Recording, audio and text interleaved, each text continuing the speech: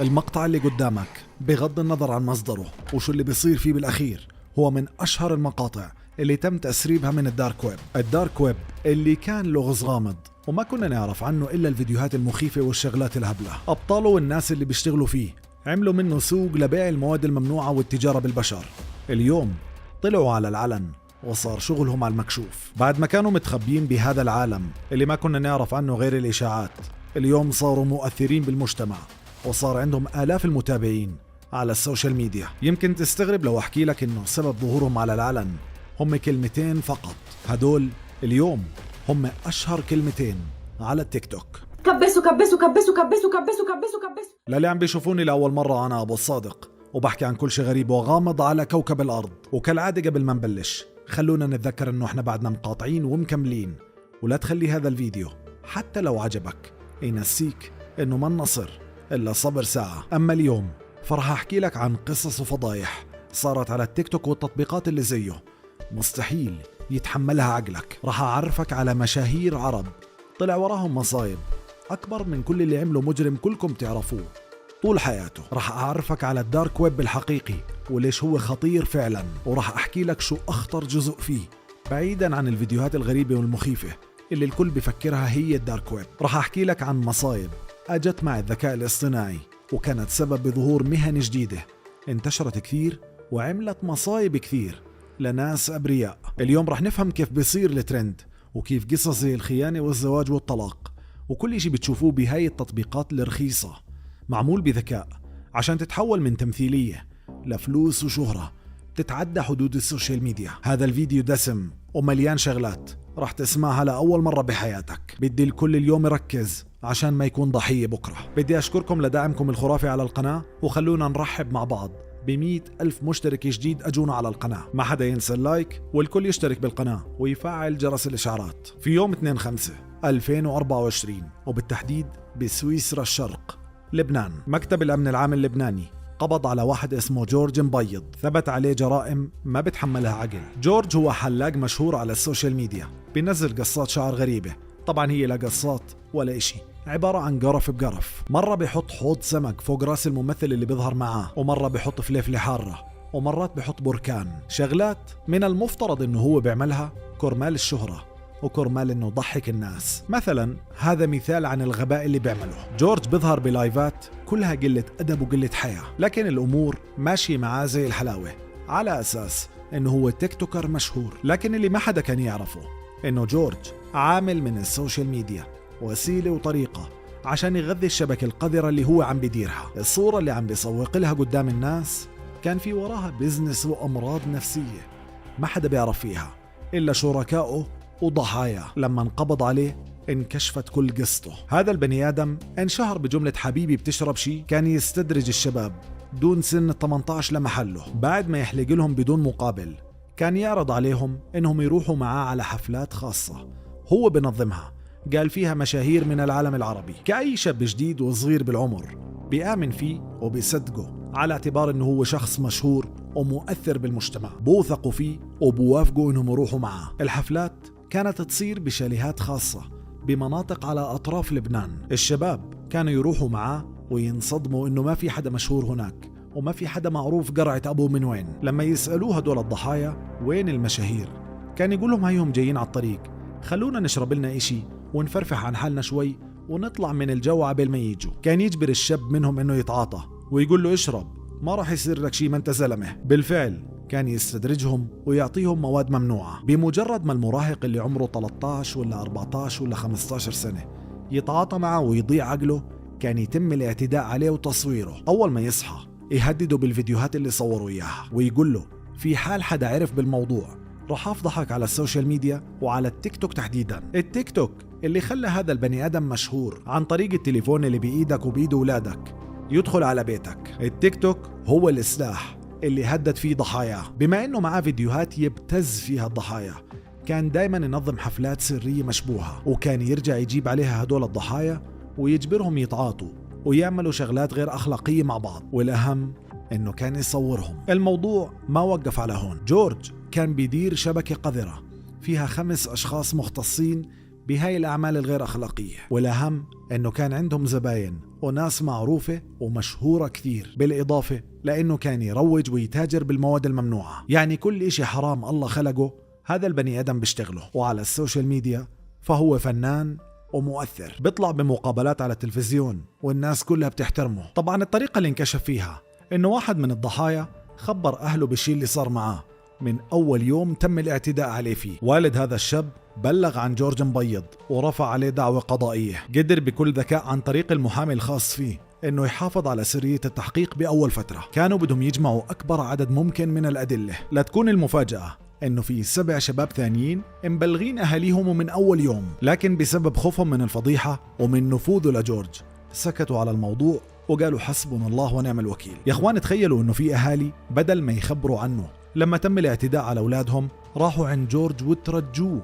انه ما يفضحوا اولادهم. وتخيلوا انه جورج كان تعامله قاسي جدا معهم وطردهم وقال لهم انه انتم ما عرفتوا تربوا اولادكم. قال لهم انا ما جبرت اولادكم على شيء، اولادكم هم اللي حبوني، اولادكم هم اللي اجوا عندي لحالهم وبارادتهم، وهم اللي طلبوا مني اني اعمل فيهم هيك. من فوق ما هو كثير حيوان ما بتتخيلوا درجة وقاحته. لكن لما صار في دعوة قضائية والقانون أخذ موقف، الناس صارت تحكي وتبلغ عن الأشياء اللي صارت معها، ووقتها كثير ناس شاركوا بالدعوة. على إثرها تم القبض عليه، وتبين إنه الشبكة اللي عم بديرها كان عمرها 4 سنوات. 4 سنوات وهو يستدرج شباب وبنات ويبتزهم. عدد المتورطين بالشبكة لحد اليوم أكثر من 100 بني آدم. أما النفوذ اللي كان يهدد فيه والظهر اللي كان ساند حاله عليه جورج، ناس كثير كبار بالدولة. هدول الناس كانوا هم زباين جورج، لكن لما صار الموضوع اختفوا. لحد اليوم التحقيقات شغالة. عدد الناس اللي اشتكوا عليه وبلغوا عن جرم حقيقي واضح لغاية اليوم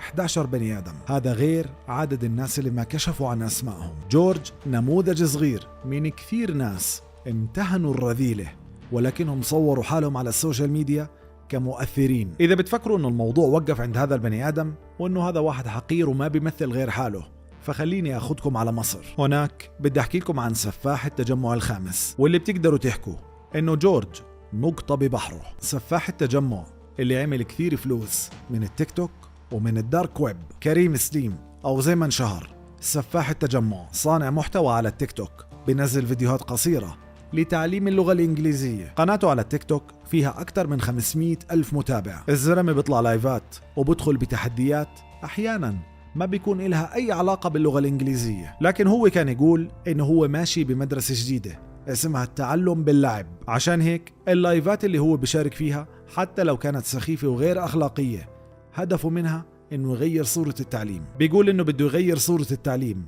من دفتر وقلم ولوح لإشي مسلي وجميل. ربنا الله الفكرة جميلة، لكن وراء هاي الفكرة كان في إشي ما راح يقبلوا عقلك أبدا. كريم ما كان مشهور على التيك توك فقط، كريم كان مشهور على الدارك ويب. هناك كان يعمل آلاف الدولارات. قبل ما أحكي لك شو كان يعمل كريم وقديش كان قذر ومتوحش وعديم الإنسانية، خلينا نعمل لفة صغيرة بالدارك ويب، بعدها راح أرجعك لكريم. الديب ويب أو الإنترنت العميق، اليوم في ناس كتير بيحكوا عنه الدارك ويب، لكنه هو مش هيك. الدارك ويب هو جزء من الديب ويب. الدارك ويب عبارة عن منصات ومواقع ومحركات بحث ما بتقدر توصل لها عن طريق محركات البحث العادية. يعني لو رحت كتبت على جوجل دارك ويب ما راح توصل لأي شيء. في محركات بحث خاصة عشان توصلك بهذا الجزء من الانترنت، ونصيحة لا تجرب تستعملها. بالفعل هي خطيرة جدا، ممكن تخسر بياناتك، ممكن تخسر كمبيوترك، وممكن هذا الاشي يهدد حياتك. هذا المكان مليان هاكرز ومليان فيروسات. الاشي اللي احنا بنعرفه كمستخدمين طبيعيين عن الدارك ويب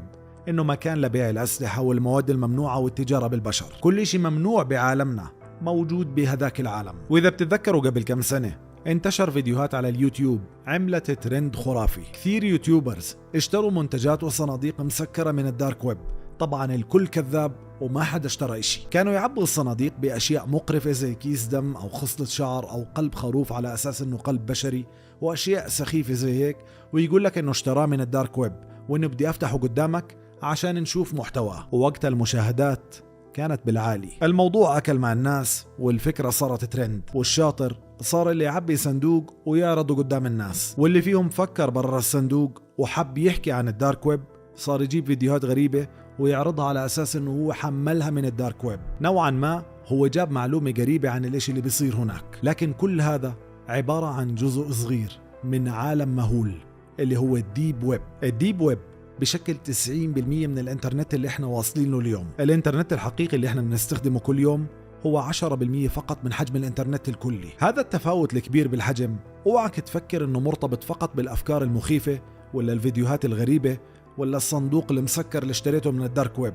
الموضوع اكبر من هيك بكثير. الموضوع مرتبط ببيانات وتفضيلات. الدارك ويب اللي عليه الفيديوهات المخيفة والصناديق العشوائية وهاي الاشياء هو جزء صغير من الديب ويب. الديب ويب اللي هو الانترنت العميق هو اللي بيصير فيه كل اشي مخيف. الدارك ويب هذا الجزء الصغير هو اللي بيصير فيه بيع الأسلحة والصفقات المشبوهة والتجارة بالمواد الممنوعة وبيع الأعضاء والتجارة بالبشر. ولو عم بتلاحظوا مع كل التطور اللي وصلنا اليوم، هاي الشغلات بطلت موجودة بالدارك ويب فقط، صارت موجودة حتى على الانترنت العادي، لأنه اليوم الرقابة بطلت زي أول. بدل ما يكون التركيز على سلامة المحتوى، صار التركيز على بيانات المستخدمين وتفضيلاتهم. التواصل بين الناس اليوم سهل جدا. جماعة الدارك ويب بطلوا مضطرين انهم يروحوا على الدارك ويب وعلى مكان كلياته فيروسات وهاكرز عشان يتواصلوا مع بعض. الصفقات الكبيرة اللي ممكن تكون بين دول وكيانات كبيرة هي اللي ضلت هناك. الفيديوهات الغريبة والشغلات الممنوعة من العرض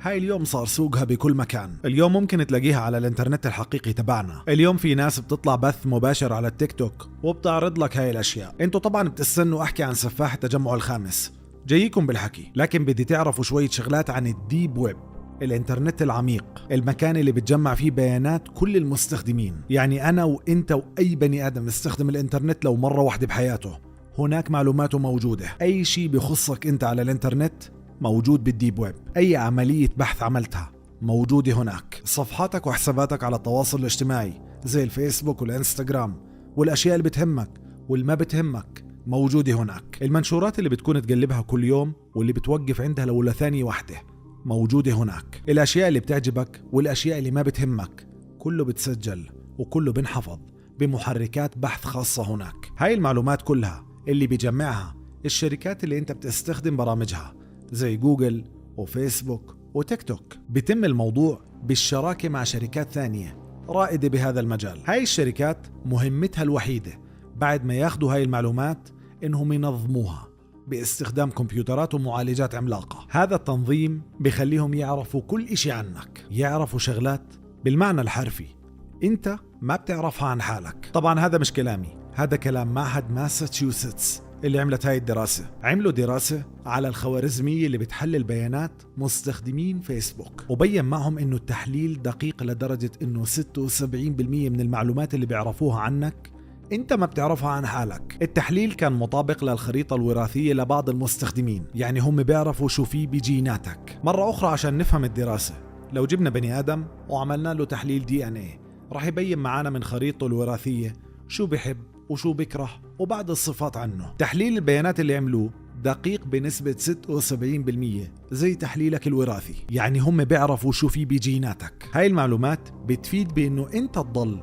أطول فترة ممكنة موجود بهاي التطبيقات، وتضل تظهر لك الأشياء اللي انت بتحبها وبتفضلها، وتكون حتى الإعلانات اللي بتظهر قدامك مناسبة تماما لاهتماماتك. انت ممكن تشوف الموضوع عادي ومجرد أمر تقني، لكن هاي البيانات كنز، وبأكثر من مرة تم استخدامها بطريقة سلبية. زي شو؟ زي فضيحة أناليتيكا اللي ضج فيها العالم بعام 2018. بال2018 شركة كامبريدج أناليتيكا جمعوا بيانات أكثر من 60 مليون مستخدم على فيسبوك. في مصادر بتقول إنه تجاوز عدد المستخدمين اللي تسربت بياناتهم أكثر من 200 مليون بني آدم. هاي البيانات حصلوا عليها بصفقة مشبوهة صارت بينهم وبين شركة ميتا مالكين تطبيق فيسبوك. تم استخدام هاي البيانات بالانتخابات الأمريكية، وكانت سبب كثير كبير بنجاح دونالد ترامب. الطريقة بكل بساطة إنه خلال الحملة الانتخابية فريقه لدونالد ترامب أطلق آلاف المنشورات اللي بتتناسب مع التحليل النفسي لكل مستخدم. كانت المنشورات موجهة بحيث إنه المنشور يظهر للشخص الصح بالوقت الصح ويأثر على قراره. هاي المنشورات خلتهم يحبوا ترامب وينتخبوه كرئيس، بغض النظر إذا كان الحكي هذا صح أو غلط. هم بيلعبوا على ميول وعواطف الناس، وهاي الثغرة مش بسيطة أبدا. موضوع الانتخابات ممكن يتمرق عادي، لكن شركة فيسبوك كررت هذا الاشي بالهند بفترة المذابح اللي كانت عم بتصير ببورما. كانوا يخفوا المنشورات اللي بتعرض القتل والإجرام اللي كان عم بيصير هناك، وبنفس الوقت يروجوا المنشورات اللي فيها خطابات كراهية. بتضلها الفتنة مستمرة والقتل شغال. ما في داعي أحكي لك أكثر كيف اللعبة ماشية. الاشي اللي عم بنشوفه اليوم عم بيصير مع إخواننا بالقطاع أكبر دليل. كلكم شفتوا كيف النتن وجماعته حاطين كل قوتهم عشان يكسبوا الحرب الإعلامية. الغريب إنه بعام 2021 انعرض على نتفليكس فيلم وثائقي. هذا الفيلم انحكى فيه عن عالم الانترنت السري، وكيف إنه بعام 2030 راح يكون تحريك الشعوب وتحريك قيادات الشعوب سهل جدا.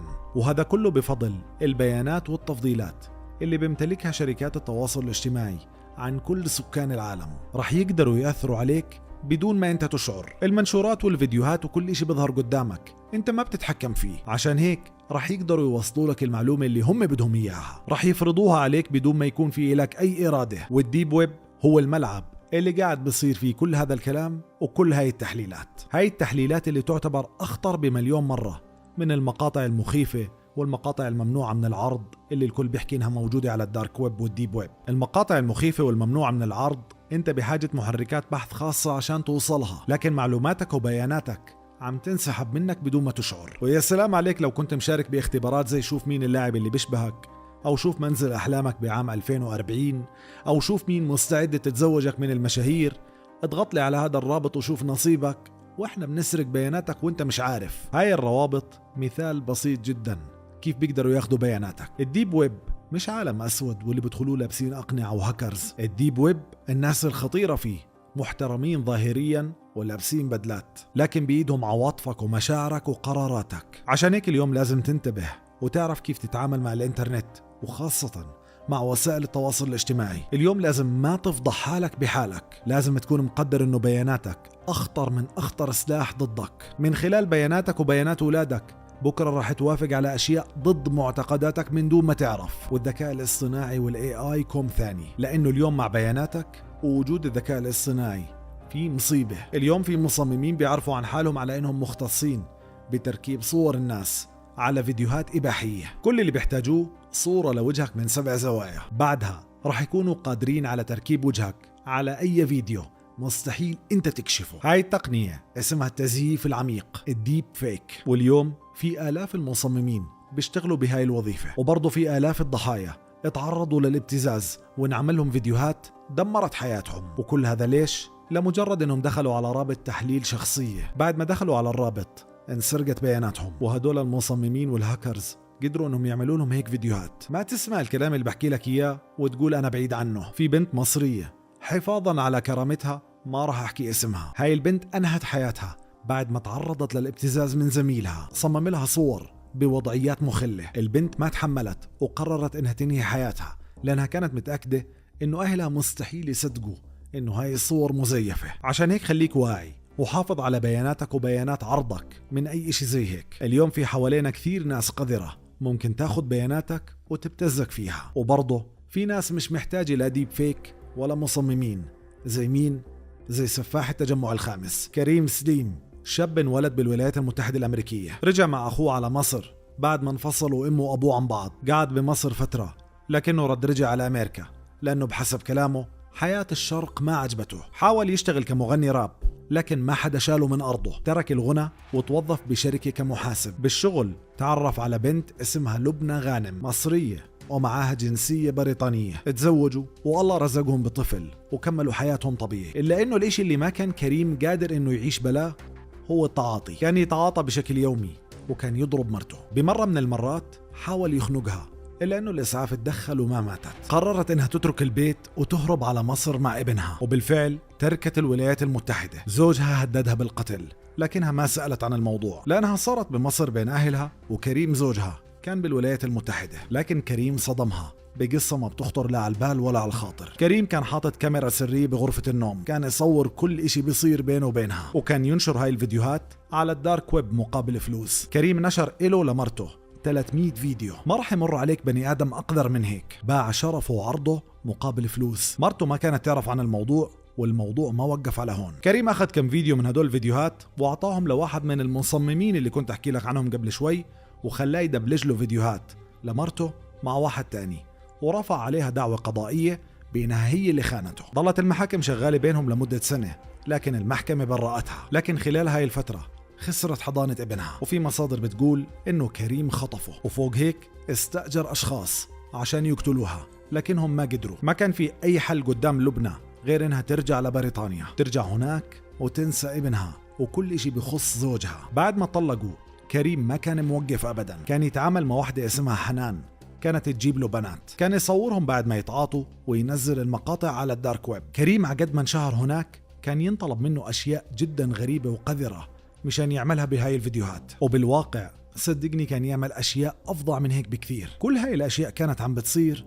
وهو عنده قناة على تيك توك، ومعروف بالبثوث اللي بيعملها، متخبي ورا التيك توك وأموره ماشية زي الحلاوة. بيطلع لايفات قدام الناس وما حدا بيعرف إنه بيستدرج متابعينه. استدرج أكثر من 28 بنت، كلهم أعطاهم مواد ممنوعة وكلهم اعتدى عليهم. تخيلوا إنه قتل 3 منهم ورماهم على الطريق السريع. هاي الأرقام الآن بلشت تظهر والتحقيق بعده شغال، لكن اللي بزعل إنه له 3 سنوات وهو عم بيعمل هيك.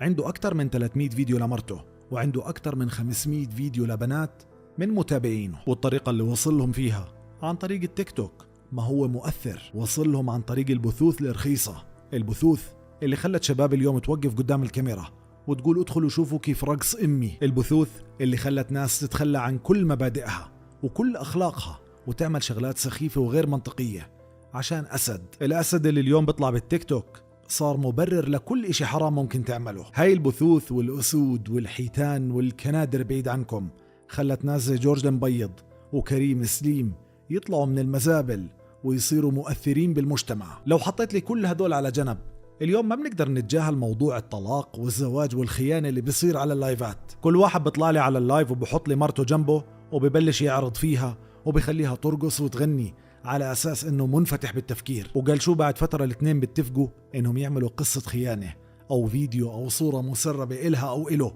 أو إنه شاف مرته مع واحد ثاني أو من كل هاي الشغلات المفبركة، والهدف إنهم يطلعوا ترند. الفانز والمتابعين اليوم بيحبوا الفضايح، وهدول الكائنات ما عندهم مشكلة إنهم يعملوا هيك تمثيليات على حساب أغلى شيء بيملكوه وهو الشرف. هذا إذا كان عندهم أصلاً، وإذا كانوا بيملكوه. الشرف اللي البني آدم بدونه ما بيفرق عن الخنزير. كثير ناس اليوم بتطالب إنه يكون في رقابة أخلاقية حقيقية على المحتوى، لأنه الشغلات اللي كنا نسمع عنها بتصير بالدارك ويب اليوم قاعدة بتصير بالعلن وبتصير على البث المباشر. البث المباشر اليوم بنحكى فيه كل إشي بدون ما حدا يراعي إنه في أطفال ومراهقين ممكن يتأثروا بهذا الكلام. بعض الدول العربية زي المملكة العربية السعودية أخذت خطوات عظيمة تجاه هذا الموضوع، وصار في تراخيص لازم تحصل عليها قبل ما تكون صانع محتوى، وفي شروط وقوانين لازم تلتزم فيها، وهذا الاشي بضمن سلامة المحتوى وبحافظ على رقي المجتمع. ويا ريت لو تتعمم هاي التجربة ويكون في ضوابط حقيقية